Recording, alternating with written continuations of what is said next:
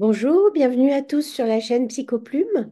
Aujourd'hui, je voudrais vous parler d'un exercice particulier en écriture thérapeutique qui est très utilisé, c'est l'écriture d'une lettre à soi-même. Donc, dans l'écriture des lettres, et je pourrais y revenir dans d'autres vidéos, c'est intéressant d'écrire des lettres à des gens à qui on a envie de dire des choses.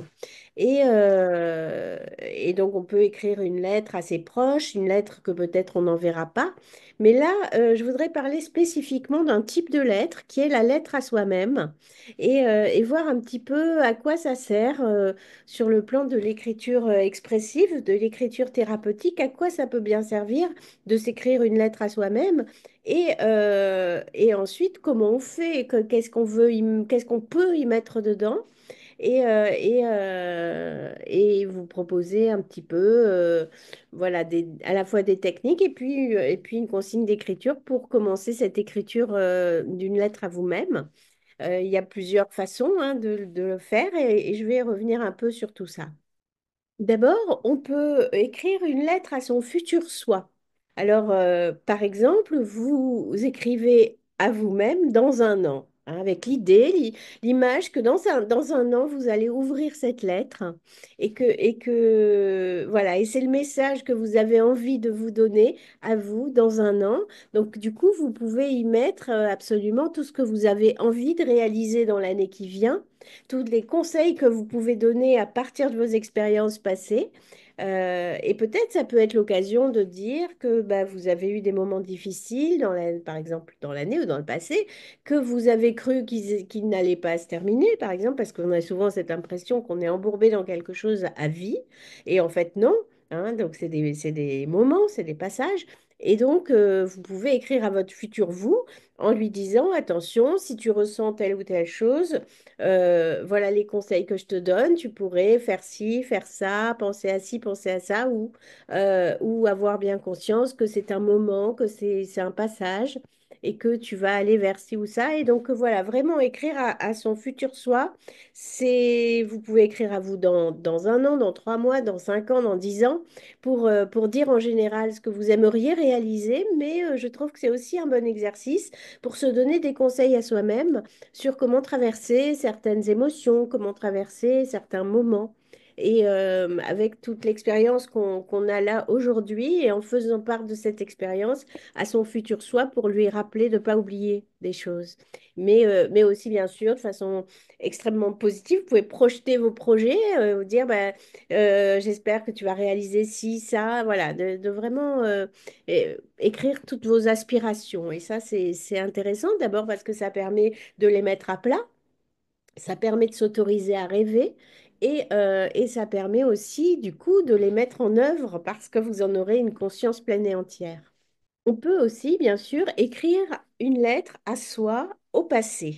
Hein, on peut écrire une lettre à l'enfant qu'on a été. Alors, ce qui facilite les choses, c'est d'imaginer vraiment un âge. Si je m'écris à moi quand j'avais 7 ans, ou à moi quand j'avais 15 ou quand j'avais 30 ou avant d'avoir mon premier enfant, ou au moment où j'ai eu mon premier travail, ou le jour de mon mariage, enfin, si je peux écrire à moi avant, à un temps précis, pour reparler finalement de tout ce qui a été traversé. Hein. Donc, on peut aussi écrire à soi dans le passé de façon générale par rapport à toute la vie que vous avez eue jusqu'à aujourd'hui. Vous pouvez écrire une lettre pour dire à votre soi passé combien il a pu traverser tout ça et qu'est-ce qu'il en est ressorti aussi comme force. Ça permet parfois de mettre des mots positifs aussi sur tout un tas d'épreuves qu'on a pu traverser et de prendre conscience de tout ce qu'on a réussi à traverser, ne serait-ce que ça, hein, de rester debout, et aussi, bien sûr, de toute la force qu'on en a retirée. Et c'est bien sûr le cas de la résilience, c'est-à-dire je traverse des épreuves. J'ai l'impression que c'est dur, que j'y arriverai pas, mais en fait, au final, on avance et on y arrive parfois pas si mal que ça. Donc, c'est vraiment une lettre qui permet voilà, d'avoir conscience de tout ce qu'on a traversé jusqu'à aujourd'hui et ça peut faire du bien de reconnaître en fait ça, de reconnaître tout ce qu'on a pu traverser émotionnellement, la dureté de certaines épreuves de vie, de leur donner une vraie place, d'écouter ce qu'il y a à dire là-dessus. Et c'est une vraie reconnaissance, c'est vraiment une écoute de soi. Ensuite, on peut faire une lettre de gratitude à soi-même. Ça, c'est une lettre qui permet de travailler la confiance en soi, c'est-à-dire qu'on peut reconnaître tout ce qui fait nos qualités. Donc, on peut dans cette lettre essayer de voir un peu quelles sont les forces qu'on a, quelles sont les valeurs qu'on a, les principes, les choses qui nous structurent en fait, qui font notre identité, et de retrouver à la fois des traits de personnalité, mais aussi tout ce que nous avons agi, quelles sont toutes nos actions, les choix qu'on a fait dans la vie qui font qu'on est fier de ce qu'on est aujourd'hui. C'est vraiment d'aller chercher en fait tout ce qui est positif en nous, à la fois dans ce que nous sommes, dans ce que nous avons vécu, dans ce que nous pensons, pour le mettre en valeur. Voilà, et ça c'est vraiment une lettre de gratitude qui permet de restaurer et de travailler sur la confiance en soi. On peut faire aussi une lettre pour surmonter un blocage ou un doute, hein. Donc, si par exemple on se trouve dans une situation de doute, hein, est-ce que je dois faire ça ou est-ce que je dois faire ça, vous pouvez écrire une lettre à vous-même pour un peu poser tous vos arguments. Hein. Souvent, on fait des colonnes, les pour, les contre, et c'est que des colonnes. Et du coup, ça marche pas très bien parce qu'en fait, chaque élément de la colonne n'a pas la même valeur en fait. Il y a peut-être des arguments qui valent pour 80% et d'autres pour 2%. Donc ça, on le voit mal dans la colonne. Donc, par exemple, écrire une lettre, on va mettre beaucoup plus de mots et ça permet de voir émotionnellement où on se situe et de déplier un peu comme ça plein d'arguments. Donc c'est toujours intéressant ce genre de lettre pour essayer de dépasser un doute. Hein. J'ai envie de ça, mais j'ai peur de ça, de voir un peu toutes les émotions qui nous traversent. Ensuite, on peut tout simplement faire une lettre introspective, c'est-à-dire une lettre qui permet d'aller à la rencontre de soi, de faire le point, en fait, de faire le point sur là où on en est. Hein. Moi, en tant que psychologue, quand je vois quelqu'un pour la première fois, je lui demande bien sûr ce qui l'amène à consulter. Et c'est toujours l'occasion pour les gens de faire un espèce de point. Voilà où j'en suis aujourd'hui, voilà ce qui me gêne, voilà ce que j'ai déjà accompli et qui n'est plus un problème pour moi. Et c'est de faire comme ça une espèce de point introspectif de bon, voilà où j'en suis, voilà ce qui est encore en cours de travail en moi, voilà ce que je voudrais, voilà ce qui me manque. Voilà, c'est vraiment de faire un espèce de point introspectif, ça c'est toujours intéressant. On peut faire une lettre aussi pour clôturer une période de vie ou clôturer une relation. Hein. Pour clôturer une relation, donc on voit bien ce que ça veut dire. Hein.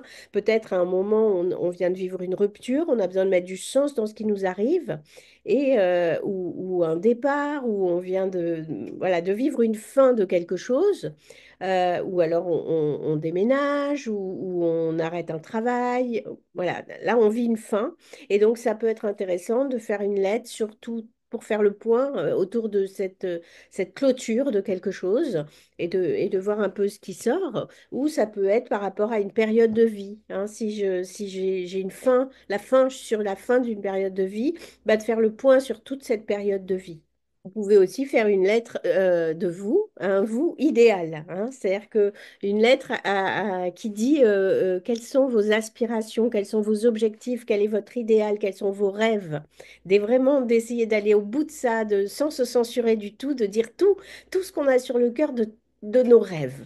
Parce que souvent, on s'empêche un peu de rêver parce qu'on se dit tout de suite, non, mais ça, c'est pas possible, etc.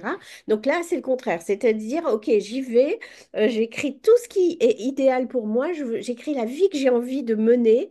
Et ça permet peut-être de se dire à l'intérieur de tout ce que vous aurez écrit, tiens, mais ça c'est possible, ça je peux le faire, peut-être pas comme ça, mais peut-être un peu autrement. Et donc ça permet peut-être d'agir et de mettre en place des choses. Il y a la lettre cathartique. Hein. On peut écrire une lettre cathartique qui vise à exprimer toutes vos émotions.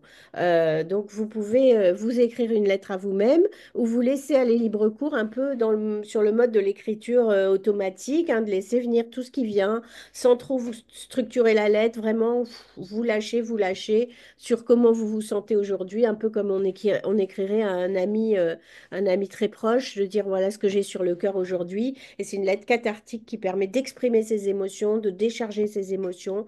Et donc ça peut aussi beaucoup aider pour aller mieux, hein, pour déjà dire, extérioriser les choses et puis essayer de sortir de tout ce fouillis parfois émotionnel pour essayer d'ordonner un peu les choses, de voir où on en est, ce qu'on peut faire, pourquoi on a ces émotions, d'où elles viennent, voilà, comment je peux les travailler. Ça donne une bonne base, la lettre cathartique, pour travailler autour de ces émotions.